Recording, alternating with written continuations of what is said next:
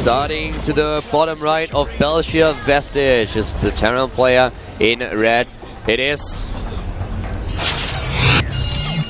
MVP Keen. MVP Keen seems to be really on the edge here. He wants to go back into Codas, and his opponent doesn't make it easy at all. The last game will decide who's going to advance. To the top left in blue starts the teammate of Keen.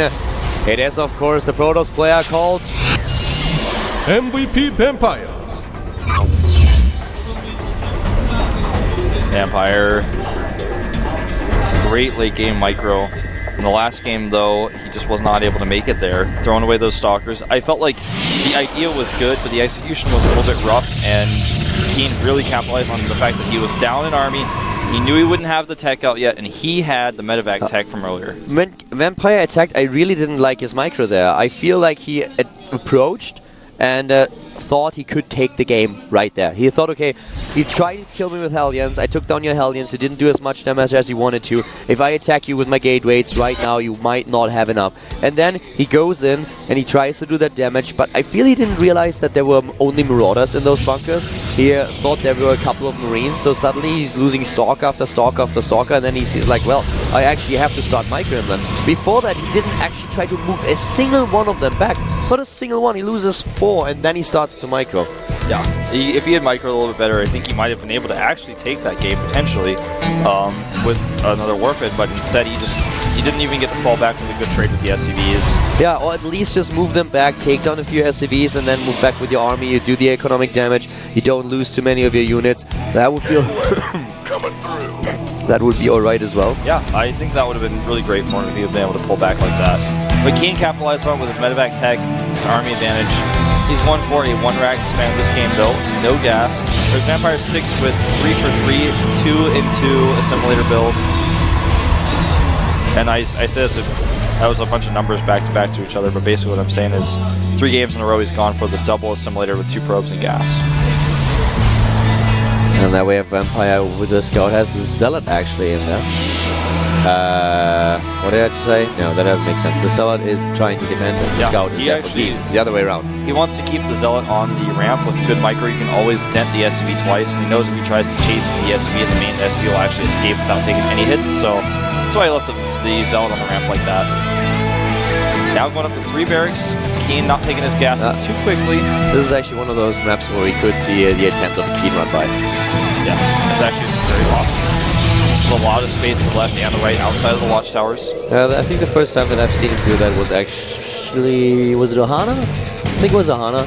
He did a lot at Remake Summer. He did a lot of that on Entomb Valley, of course, as well. And he's doing a small run-by with 3 Marines to the right side. The thing is, on this map, I feel like it's a little bit of a risk because the rush distance is so far that your opponent might actually have that second unit out at home anyways by the time your Marines get there. The idea is just to sneak a few units in at your opponent's natural and then do damage to the economy, but the timing here doesn't really work out for him. He needs to go into the main base, and that's not going to be easy. Oh! Sentry catch, though. That's the best thing that could happen for him. Vampire was completely shocked by this. He was like, what? He has Marines here? And he might actually get the second one. Oh, that was so close. Oh my god. Killing that sentry alone was just priceless. You can actually go kill it when the force field is gone. There's nothing to stop him. Now the Stalker's here. He's going to try for it, though. That sentry, I can't believe he didn't pull that sentry away earlier. He may still lose it. It's going to be close. I think he should be able to save it, though, with good micro with the probes. Maybe 1 probe. Can he take 1 down? No. No, that was close. That was really great micro by Vampire, though. It was still worth it. 3 Marines for a sentry and forcing him back, forcing a bit of mining time off. That was definitely a good trade. Think about the cost of a sentry. In total resources with 50 gas with 100 minerals, it's 150. That's the same as 3 Marines. And that's 100 gas, which is more valuable than the minerals anyways. Exactly. So for him, not a problem at all here. Good start for Keen. And when the harvester count is actually the same, not good for Vampire. Keen here with the extra mules. And once again, heavy in the Marauders. Yeah. Marauder heavy. This is something that Keen is known for. He's either going heavy in the Marauders or heavy in the Hellions. Sometimes both when he does Marauder Hellion push. Yeah. this Marine was a little bit slacking off. He should have seen this one coming. He had the watchtower after all. Yeah, well, but you know, he pays the price. He loses hit points. He will be healed by the medevac later. And if he learns from his mistakes, then he can excel in the next fight. Pass the knowledge on to his comrades that are now leaving the barracks. You know, they are not battle hardened yet. They're not battle hardened. You know, the thing is, when he gets home too, he's going to find out about all these new technologies like combat shields and stem. He's going to say, you know, if I had those upgrades, I would have been able to get away a lot safer. And it's also, you know, if you have one of those near-death experiences, life just seems worth living a lot more. You notice all these details. He goes back home, is now sitting at the natural, and he's like, oh my god, look, flowers. I never see how beautiful these flowers in the main base he's the first one to see the Observer, by the way, since he's so battle hardened. You can see here, he was the first one to notice. Did you see that he actually led the charge? Yeah, he led them. He's like, okay, guys, I figured this out. I can do this. Let's go. And can we take it down? Yeah, I just missed it. But I don't blame him here. Yeah, you know, he decided, he's like, well, let soccer let me live. Maybe this time I'll let the Observer live. He's a veteran, and I feel we should cherish our veterans a lot more. And there he sees it. He orders the scan, and Keen is happy to oblige, and then he takes it down. Yeah. War is tough, man. I would actually like to see if that one Marine really killed this, the Observer. I'm actually going to check it for you. Yeah, please do. No. No. It was one of the nearby ones. It was one of his subordinates. That's fine. That's completely fine. Alright, I'm actually going to follow this Marine for the rest of the game, man. Yep, we should. It's Bob the Marine. Yeah. And we'll see how he does in this next fight, because Vampire is a little bit low on army supply here. And with the upgrades coming out for Keen with +1 about to hit, he's going to be able to do some serious damage here. That Colossus is the one thing standing in his way. Here comes our Marine. He has to be careful. He advises the troops. Here comes the engagement. He stims. He's on 5 HP. That guy is a fighter, and he's dead. He's gone, man. It all happened in just a flash, but Vampire may be gone here, too, in game number 3. He does not have a lot of units to defend. He was waiting for that Colossus. He was relying on it. Where is it? Our Marine gave his life for his commander, and Keen is making good use of the troops that are still remaining. Reinforcements are running in, the ropes are dying, so are the sentries and the stalkers. This is just too much damage, down to 32 harvesters against 54 SCVs. Vampire is in more than just a little bit of trouble. He is in some really deep water. You know, his Blink finished the second after Keen walked away. The same is actually true of his +1 armor. He could have had both those upgrades if he was able to buy a little bit more time. And that Colossus that walked down the ramp, that's what he was relying on to defend. Wasn't ready. Didn't chrono boost it enough. And Keen punished him hard. Now the third base is ready for Keen. He's got so much map control with this army as well. As soon as he heals up those units, he's going to go for a second attack. Make sure Vampire doesn't have a third. He's going to start dropping. And we're going to see a repeat of what we've already seen from Keen's great multitasking in this series. The Protoss player is definitely in trouble. Keen is now in a 30 supply lead in this game, taking his third base, getting all the upgrades that he needs. He has the economy, he has the army, and he has such a lead in economy. He was able to kill 23 harvesters in this last engagement, and that's just way too much for Vampire to deal with. He cannot keep up with this.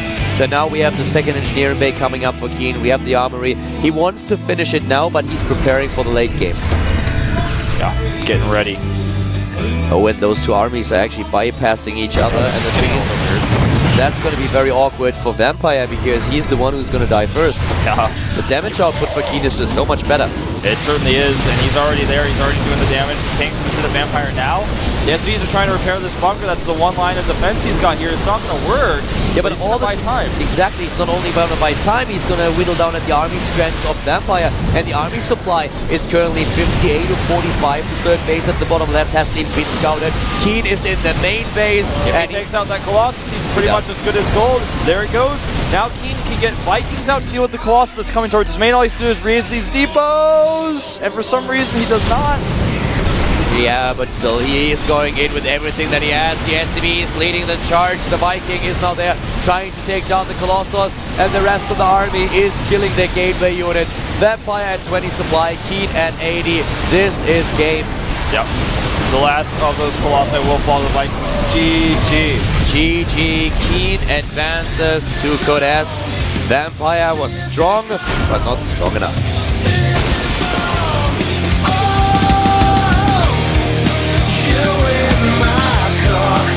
With a smile on his face.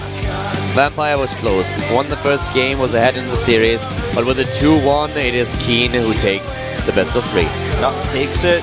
will advance. I think that's what most people were actually expecting from this series.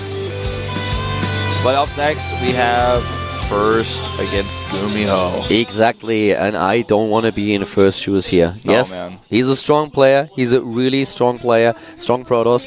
But Gumiho looks just amazing these days. Exactly, with all those matches that he played in the GSTL, he was able to win the entire Team League for his team, closing the series down with wins against the strongest players in the MVP lineup. So now he's up against an LGIM Protoss, and that's going to be a really exciting match. We're going to jump into the game after a short break. We are back after 5 minutes here at the GSL Code A with First